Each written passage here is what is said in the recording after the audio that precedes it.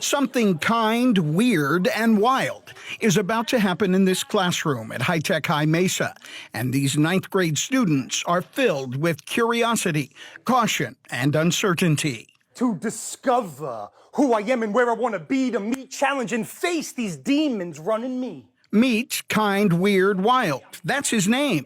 He describes himself as a visionary artist who uses his creativity for self-awareness and emotional regulation.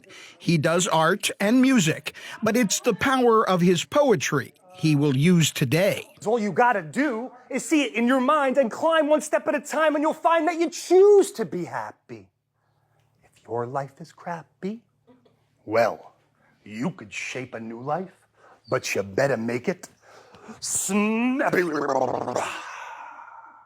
It's never been something that's really stood out to me as like an art form.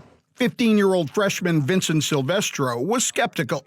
It's a hard turn from his love of physics to poetry, but he's open to let his head connect to his heart. But everyone has had kind of bad thoughts and self-destructive ideas in their mind.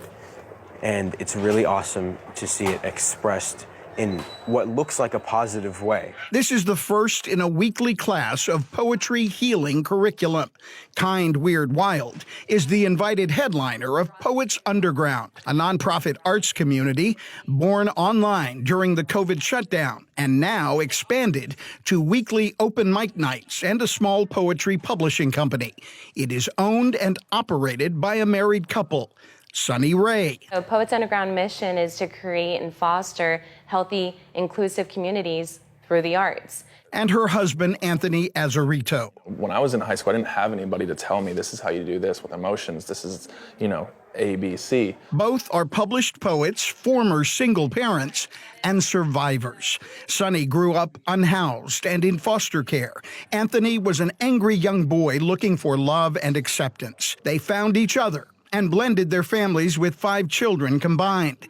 Now they're sharing their stories, talent, and healing with students. Sunny creates this way. Can I take a few breaths as I'm writing this?